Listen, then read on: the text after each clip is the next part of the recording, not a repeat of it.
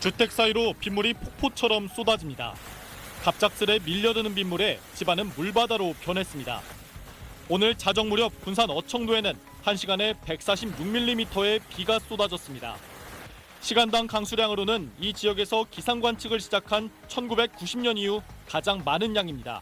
물이 순식간에 불어나는데 진짜 무서워요. 막 세상에나 집 안에서 소용돌이를 쳐요. 물이 집 안에서. 그 영업냉장고 무지한 놈이 떠밀려가지고 이 주방 이쪽으로 와. 군산 시내에서도 새벽 한때 1시간 동안 한 해 강수량의 10%가 넘는 131mm가 쏟아졌습니다. 집중호우로 아파트 뒷산이 무너져 내려 주민 22명이 대피하기도 했습니다. 계단에서 물이 그냥 엄청 쏟아져 나오더라고요. 난 저 천둥 소리인 줄 알았어요. 익산시 함라면에는 오늘 하루 263mm의 물폭탄이 쏟아졌습니다. 부근에 있는 익산시 망성면에서는 비닐하우스 3,000동과 주택 등이 물에 잠겨 주민 36명이 주민센터와 학교로 몸을 피했습니다. 이번 집중호우로 전북에서 주택 침수는 99건, 주민 대피는 271명으로 집계됐습니다. 열차 운행도 차질을 빚어 오늘 오후 6시까지 장항선 천안과 익산 구간의 열차 운행이 중단됐습니다. 또 내장산 국립공원 등 12개 탐방로와 30개 하천 산책로의 출입이 통제됐습니다. JTB 뉴스 변한영입니다. 중부지방에 내린 집중호우로 오늘 열차 운행이 일부 중단되기도 했습니다. 또 대전에선 도심 하천을 가로지르는 왕복 8차선 규모의 다리가 내려앉으면서 현재 통행이 전면 통제되고 있습니다. 현장 나가 있는 취재기자 연결해 보겠습니다. 자, 사공성근 기자, 그곳이 원래 차들이 많이 다니던 곳이라고 하던데 그 다리 가운데가 주저앉은 게 화면으로도 보이네요. 네, 맞습니다. 저는 지금 대전 유등교 앞에 나와 있습니다. 이곳은 현재 차량과 보행자 통행이 전면 통제돼 제가 좀 더 안쪽으로 진입할 수는 없는 상황입니다. 다리가 내려앉은 곳은 제 뒤로 제가 서 있는 다리 시작 지점에서 30m 정도 떨어진 다리의 4분의 1 지점입니다. 여기서 보더라도 난간이 휘어진 부분이 보이는데 전체적으로 20에서 30cm 정도 상판이 내려가 있습니다. 새벽 동안 쏟아진 폭우로 하천 수위가 높아지고 부유물도 많아지면서 7개 교각 가운데 하나가 무게를 이기지 못하고 가라앉은 것으로 추정됩니다. 유등교는 1970년 개통됐고 하루 통행량은 수천 대에 달하는데요. 치마로 오전 8시부터 통제되면서 극심한 정체가 빚어지기도 했습니다. 정밀 안전진단과 보강 공사까지 필요해 통행 재개에는 최대 수개월이 걸릴 걸로 보입니다. 네, 대전 인근의 충북 지역에서도 폭우 피해가 이어졌습니다. 네, 옥천군에서 그제 한 명이 숨진 데 이어 오늘 새벽에도 불안한 하천에 차량이 빠지면서 또 한 명이 숨졌습니다. 그 현장을 제가 직접 취재했습니다. 깜깜한 새벽, SUV 한 대가 농장으로 들어옵니다. 잠시 뒤 들어온 방향으로 다시 되돌아 나가던 차량은 갑자기 도로 옆으로 빠지고 자동차 불빛이 사라집니다. 오늘 새벽 4시 50분쯤 충북 옥천군에서 70대 A씨가 몰던 SUV가 3m 아래 하천으로 떨어진 겁니다. 폭우로 하천 물살이 거센 상황에서 소방당국은 3시간 만에 정복된 차량 안에 있던 A씨를 구조했지만 결국 숨졌습니다. 70대 A씨는 농장에서 차를 돌려 나가려다 바로 옆 하천으로 추락했습니다. 안전 펜스는 없었습니다. 도로가에는 사고의 충격 흔적이 그대로 남아있고 배수관도 부러져 있습니다. A씨는 아들이 운영하던 농장에 폭우 피해가 없는지 살펴보러 왔다가 사고를 당한 것으로 전해졌습니다. 오늘 새벽 옥천에는 시간당 최대 40mm의 폭우가 쏟아졌습니다. 거기가 턱이 없잖아요. 비가 많이 오니까 시야가 가려지니까 그래서 그냥 나가진 거예요. 옥천에서는 그제 주택 뒤 산비탈면이 무너져 50대 남성이 숨지기도 했습니다. 오늘 새벽 5시 반쯤 충북 영동군에서는 농막에 혼자 살던 70대 남성 B씨가 실종됐습니다.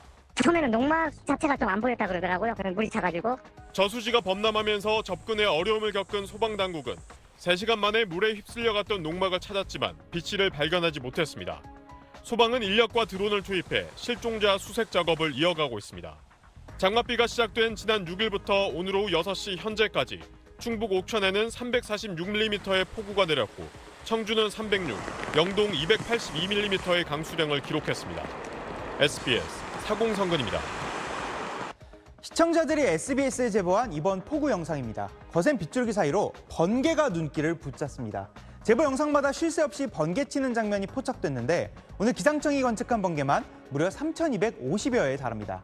이렇게 번개가 잦았다는 건 매우 강한 비구름들이 만들어졌다는 뜻입니다. 그렇다면 왜 강력한 비구름이 형성된 걸까요? 중국에서 만들어진 열저기압이 원인입니다.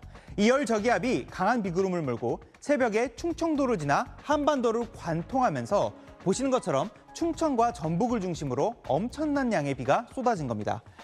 장마철인 지금 한반도에선 남쪽의 습한 공기와 북쪽의 건조한 공기가 세력 다툼을 벌이게 됩니다. 이런 상황에서 열저기압이 다가오게 되면 열저기압은 반시계 방향으로 회전하기 때문에 북쪽에 있는 건조한 공기를 끌어내립니다. 이걸 입체적으로 한번 살펴보면 건조 공기는 습한 공기 밑을 파고들면서 습한 공기를 하늘 높게 올려보내고 그러면 정난운 같은 보시는 것처럼 수직 형태의 비구름이 만들어집니다. 장맛비의 25%는 이렇게 저기압의 영향으로 내리는데 문제는 기후변화 탓에 그 강도가 강해지고 있다는 점입니다. 현재 중국 대륙의 기온은 예년 평균보다 비정상적으로 더 높습니다. 온난화 탓으로 분석되는데 이렇게 중국이 뜨거워지면 그 열기로 이동할 수 있는 열 저기압들이 더 많이 만들어질 수 있습니다. 게다가 저기압의 이동 경로인 서해 수온마저 평년보다 높기 때문에 저기압이 바다를 건너는 동안 강한 세력을 유지하게 만들었습니다. 여름철 장맛비는 늘 있을 수 있는 자연현상으로 볼 수 있지만 시간당 140mm가 넘는 극한호우는 기후위기에 대한 경고가 분명합니다. SBS 정구입니다. 논산의 한 오피스텔 앞 도로가 순식간에 물바다가 됐습니다. 흙탕물이 도로를 넘어 지하 주차장으로 쏟아져 들어갑니다. 지하 1, 2층이 물에 잠긴 오전 2시 54분쯤 신고를 받고 출동한 구조대가 수색 작업 끝에 승강기 안에서 50대 남성 한 명이 숨져 있는 걸 발견했습니다. 지하층에 물이 이제 차 있어가지고 그 엘리베이터를 수동으로 끌어올려서 그 사망자 확인을 했습니다.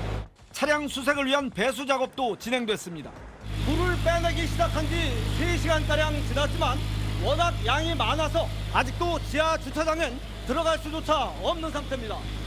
오늘 새벽 시간당 111.5mm의 폭우가 내린 충남 서천군 비인면에서는 산사태가 주택을 덮쳐 70대 남성이 매몰됐습니다. 이 남성은 40분 만에 심정지 상태로 발견돼 이송됐으나 숨졌습니다. 1시간을 찾았대요. 그 돌아가신 양반을. 그 흡수에 내려가가지고. 충남 금산에서도 산사태로 주택에 매몰된 60대 여성이 숨진 채 발견되는 등 하룻밤 사이 충남에서만 모두 3명이 숨졌습니다. 곳곳에서 침수 피해도 잇따라 금강 바로 옆 논산 강경 지역은 학교와 마을 입구가 빗물에 잠기면서 주민 40여 명이 한때 마을 회관으로 대피했습니다. 빗물에 학교가 침수되면서 이 학교는 오늘 하루 임시 휴교했습니다.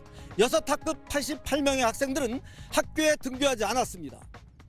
주민들은 불어난 빗물을 금강으로 퍼내야 할 배수 펌프장을 제때 가동하지 않아 침수 피해가 났다며 늑장 행정을 성토하기도 했습니다. SBS 이용식입니다.